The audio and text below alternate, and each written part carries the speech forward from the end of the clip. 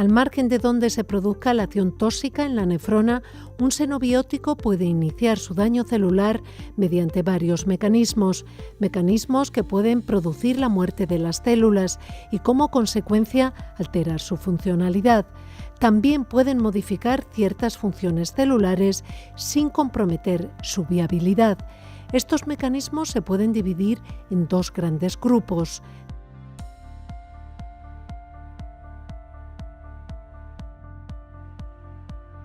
En la célula hay una serie de dianas que desempeñan un papel en la muerte celular. En general se cree que una interacción intracelular inicia una secuencia de eventos que conduce a la muerte celular. Pensar que solo hay una secuencia de eventos para la mayoría de las sustancias tóxicas es una idea simplista, dado el amplio número de objetivos disponibles. Por el contrario, es más probable que se produzcan múltiples vías con varias secuencias de eventos distintas y comunes que pueden conducir a la muerte celular.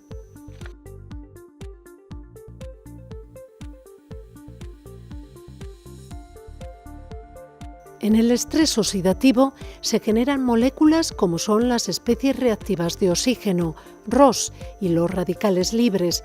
Ambas se pueden formar, por ejemplo, en reacciones asociadas al citocromo P450 y a las xantinooxidasas. Estas moléculas son muy inestables debido a la presencia de una capa de electrones de valencia no apareada, ya que reaccionan químicamente con macromoléculas celulares como proteínas y ácidos nucleicos y como consecuencia producen daño celular significativo. Se destacan dos tipos de daño tóxico: las peroxidaciones lipídicas, capaces de originar diversos tipos de alteraciones en la fluidez de las membranas, en su permeabilidad, en las características del transporte a través de ellas o en las actividades enzimáticas. Roturas en las moléculas de ADN, alterando su metabolismo y la síntesis de proteínas. Existen varios mecanismos a nivel intracelular cuya función es disminuir los efectos adversos de estos radicales libres. Enzimas como la superóxido dismutasa y la catalasa aumentan la conversión del radical superóxido en agua y oxígeno molecular. También la glutatión peroxidasa, que reduce el peróxido de hidrógeno.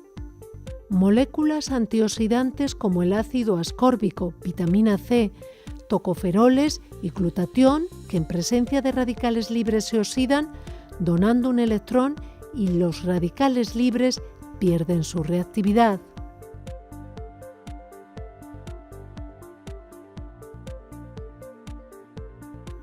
Los agentes nefrotóxicos inducen un aumento del calcio citosólico libre por su capacidad de aumentar la permeabilidad de la membrana al calcio, o porque disminuyen tanto la recaptación de calcio por el retículo endoplasmático como el bombeo de calcio al exterior, o por ambos mecanismos.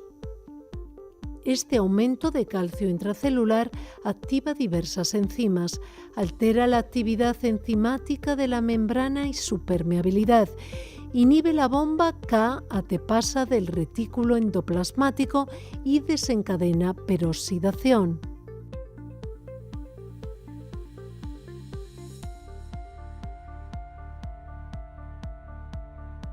La señal procedente de los receptores de la superficie celular se transmite hasta los factores de transcripción mediante interacciones proteína-proteína y fosforilaciones proteicas sucesivas. Los ligandos estimulan la autofosforilación de los receptores de los factores de crecimiento presentes en la superficie de todas las células. Estos receptores fosforilados se unen a continuación a unas proteínas adaptadoras a través de las cuales se pone en marcha la cascada de las proteínas quinasas activadas por mitógenos, consistente en una sucesión de fosforilaciones de proteínas quinasas que finalmente alcanzan los factores de transcripción. Las sustancias tóxicas causan una transducción aberrante de la señal, generalmente mediante una alteración de la fosforilación de las proteínas. Ejemplos de nefrotoxicidad a través de este mecanismo son el cisplatino y el cadmio.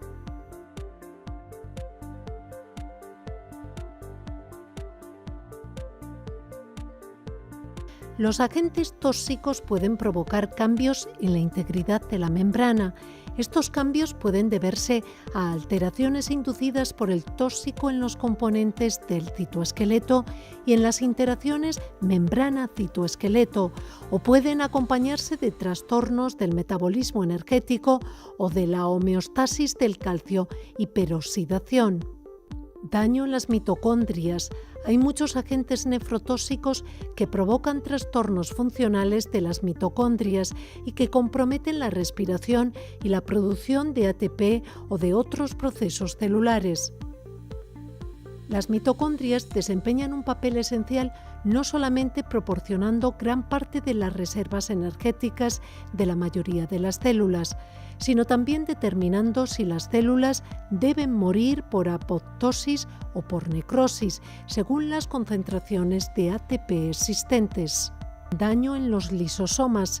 Se considera que los lisosomas inducen lesiones tisulares al romperse y liberar al citoplasma las enzimas lisosómicas, fosfolipasas, endonucleasas y proteinasas, y los tóxicos absorbidos cuando estos se acumulan en exceso y saturan los lisosomas.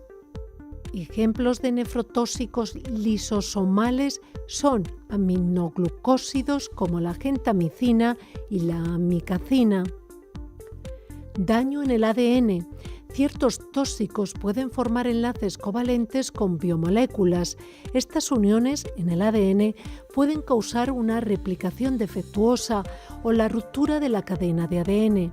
Ejemplos de estos agentes son las mostazas nitrogenadas, las nitrosoureas y el cisplatino.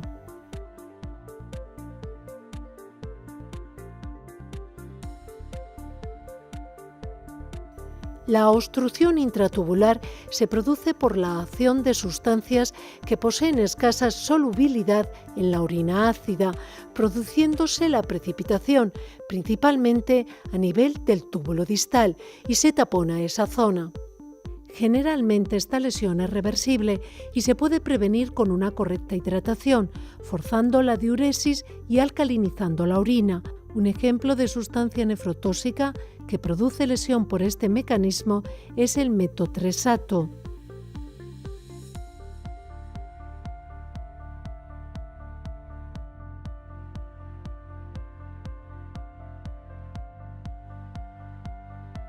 La hipersensibilidad se refiere a una respuesta inmunitaria exacerbada mediada por los linfocitos T. Esta se puede producir por distintos mecanismos. El anticuerpo y el acteno formarían un complejo antígeno-anticuerpo en el intersticio renal. Un complejo antígeno-anticuerpo soluble circulante que se depositaría en el intersticio renal. Ejemplos de agentes que pueden causar esta lesión son antibióticos beta-lactámicos, sulfamidas, AINES o agentes de radiocontraste.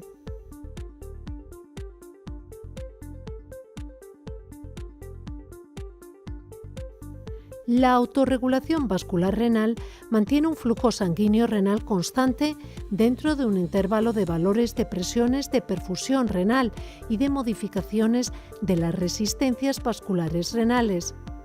La autorregulación vasculorrenal puede alterarse por el efecto de agentes tóxicos que interfieren en los mecanismos de regulación del flujo sanguíneo. ¿Cómo ocurre?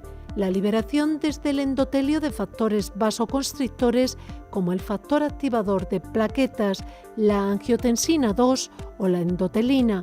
Ejemplos de tóxicos son la ciclosporina, la gentamicina y el cisplatino. O la inhibición de factores vasodilatadores como el óxido nítrico. Ejemplo de tóxico con este mecanismo de acción son los contrastes iodados.